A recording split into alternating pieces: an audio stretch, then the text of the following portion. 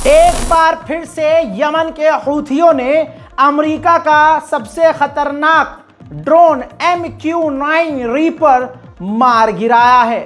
हजरात, इजराइल और अमेरिका को बिल्कुल कांटे की टक्कर यमन के हूथीज दे रहे हैं।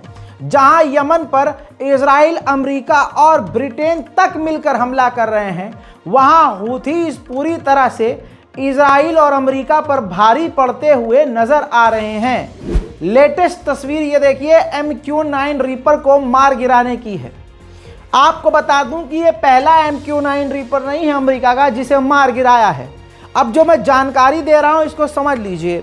यमन की आर्म फोर्सेस ने अपने द्वारा लोकल खुद जो बनाया है surface to air missile defence system, उससे फायर करके अमेरिका का MQ-9 रीपर ड्रोन अल बायदा के इलाके में मार गिराया है। और आपको बता दूं कि एक ड्रोन की कीमत $32 मिलियन है। और इन पूरे एक साल से 1.5 साल के अंदर यमन के हूथियों ने 13 MQ-9 रीपर मार गिराए हैं, जिसका मतलब एक ड्रोन की कीमत अगर 32 मिलियन है तो 13 ड्रोन की कीमत हो गई $416 मिलियन। तो मुट्ठी भर हूथियों ने अमेरिका का $416 मिलियन का नुकसान कर दिया है और जिस ड्रोन पर अमेरिका अकड़ता है उसी ड्रोन को मार गिराया है। अब आप कुछ यूं समझ लीजिए कि अमेरिका के बाद, अमेरिका तो समझ ही रहा है हूथी की ताकत, अब इजरायली ऑफिशियल ने कहा है कि हमने हूथी संगठन को अंडर एस्टिमेट किया, बहुत हल्के में लिया। अब जबकि हकीकत यह है कि हूथीज काफ़ी एडवांस हो चुके हैं और काफ़ी प्रोफेशनल हो चुके हैं और ख़तरनाक भी। अब इन तमाम चीज़ों के बाद एक सच्चाई ये है कि यमन के ऊपर खौफनाक हमले की तैयारी इजराइल की पूरी हो चुकी है।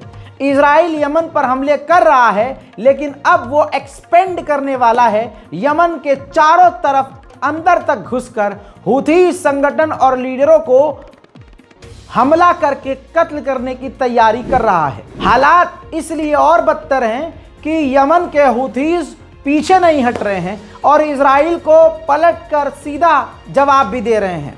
यमन की एक मिसाइल दंदनाती हुई तेजी से इजराइल के इलाके में गिरने वाली थी। सायरन बजा, इजराइल के यहूदी शेल्टर की तरफ भाग रहे थे। पास में आकर मिसाइल गिर गई और ज़्यादा तो नहीं लेकिन 15 से 20 जो इजरायली यहूदी हैं वो घायल हो गए हैं। अभी ताज़ा अपडेट के मुताबिक खबर ये भी कंफर्म की जा रही है कि अमेरिका और बरतानिया ने मिलकर एक बार फिर से यमन के हूथी संगठन के ठिकानों पर हमले किए हैं। उधर गाजा के अंदर एक बार फिर से लड़ाकू संगठन एक्टिव नजर आ रहे हैं। गाजा के अंदर से ही लड़ाकुओं के द्वारा, रेबल्स के द्वारा 2 लॉन्ग रेंज की मिसाइल जेरूशलम, यहूदी संख्या जहां ज़्यादा है, इलाकों में रॉकेट दागे गए लॉन्ग रेंज के, जिसे इजराइल ने अपने एयर डिफेंस सिस्टम से रोक लिया। वहीं चाइना की राजधानी बीजिंग में ईरान के विदेश मंत्री ने चीन के राष्ट्रपति शी जिनपिंग से मुलाकात की है। अभी ये खबर सामने नहीं आई है कि आगे इनके बीच डील क्या हुई है, लेकिन डील कुछ बड़ी बताई जा रही है। घूम फिरकर इजराइल को सिर्फ एक देश का डर है, नाम है ईरान। ईरान के लिए इजराइल के विदेश मंत्री ने कहा कि हमारी रेड लाइन ये है कि ईरान को न्यूक्लियर हथियार न मिल जाए। उधर कतर के प्रधानमंत्री ने हमास की डेलीगेशन से दोहा में मुलाकात की है। खबर यह है कि डोनाल्ड ट्रंप जब तक पद संभालेंगे उससे पहले कोई छोटी मोटी डील इजराइल और हमास के बीच हो सकती है। फिलिस्तीन के समर्थन में और इजराइल के खिलाफ आयरलैंड में प्रदर्शन तेज हो गए हैं।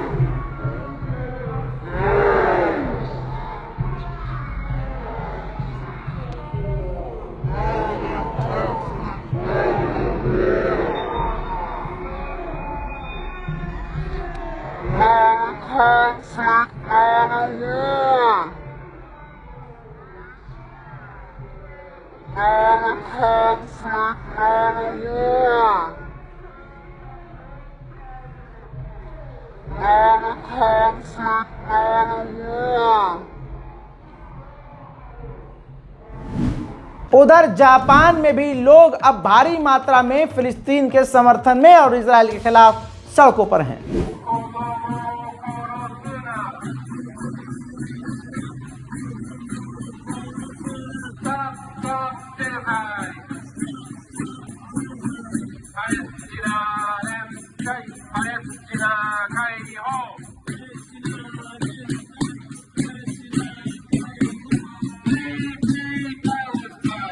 ठीक इसी तरह से लंदन के लोग भी खामोश नहीं हैं। सड़कों पर फिलिस्तीन के और गाजा के लिए आवाज उठाई जा रही है।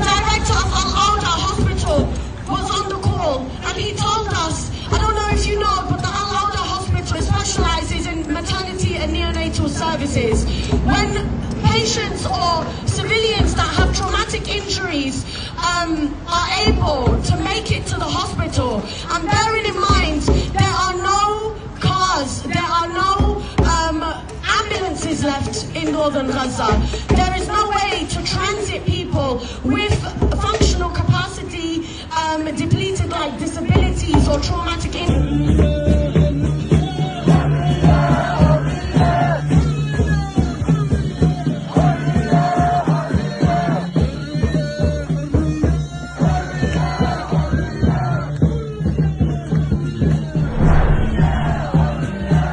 उधर इजराइल ने देखिए मान लिया कि हमने कमाल अदवान हॉस्पिटल से 240 फिलिस्तीनियों को गिरफ्तार किया, जिनमें डॉक्टर भी हैं और कमाल अदवान हॉस्पिटल के डायरेक्टर भी हैं। हजरात, ये तस्वीर लास्ट है कमाल अदवान के डायरेक्टर की, ये आखिरी फोटो है। जब आप देख सकते हैं चारों तरफ मलबा ही मलबा है अस्पताल का, और सामने अगर ध्यान से देखेंगे तो 2 इजराइल के टैंक भी नजर आ रहे हैं। यह आखिरी फोटो है जिसके बाद कमाल अदवान हॉस्पिटल के डायरेक्टर गायब हैं। उधर इजराइल ने पूरे के पूरे नॉर्थर्न गाजा को अब खाली करने का हुक्म जारी कर दिया है। वहीं गाजा के आसमान में 24/7 कंटिन्यू इजराइल के फाइटर जेट और ड्रोन उड़ते हुए देखे जा रहे हैं।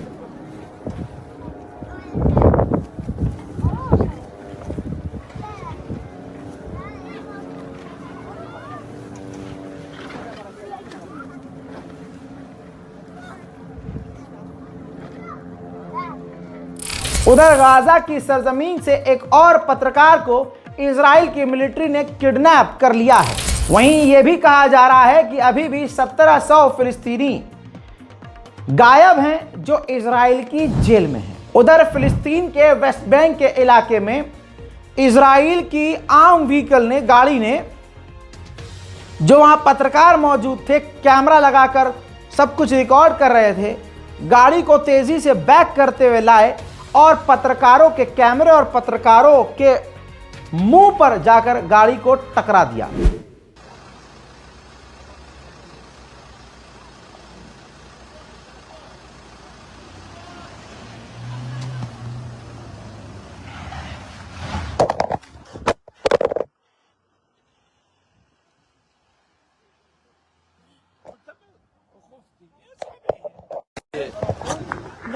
उधर फिलिस्तीन के इलाके रामल्ला में ये तस्वीर देख लीजिए।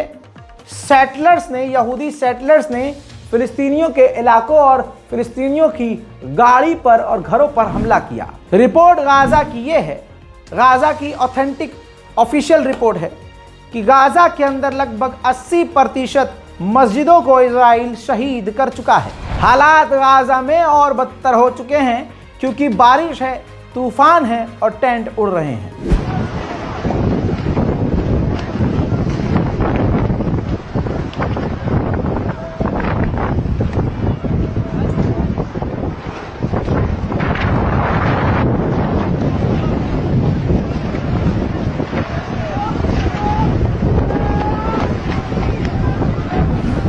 उधर खतरनाक बारिश की वजह से गाजा के टेंट के अंदर बाढ़ का पानी भी इकट्ठा हो रहा है, जिसकी वजह से गाजा के बेघर लोग और परेशान हो गए हैं। अल्लाह या अल्लाह या रब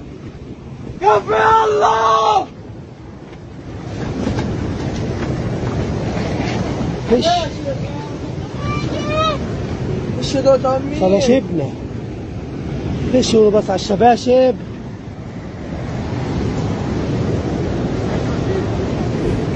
उधर नितजारिम कॉरिडोर की ताज़ा तस्वीर देख लीजिए। ये रास्ता बिल्कुल बीचों बीच है गाजा के। वहाँ पर ये देखिए इजराइल ने पूरा का पूरा मिलिट्री बेस बना लिया है और ताज़ा तरीन मजबूत सड़क भी बना ली है। गाजा के और यमन के ताज़ा तरीन अपडेट में फ़िलहाल के लिए इतना ही। चैनल को सब्सक्राइब कीजिए ताकि आपको तमाम बड़ी जानकारियाँ इसी तरह से आसान और सिंपल भाषा में मिलती रहे। जय हिंद।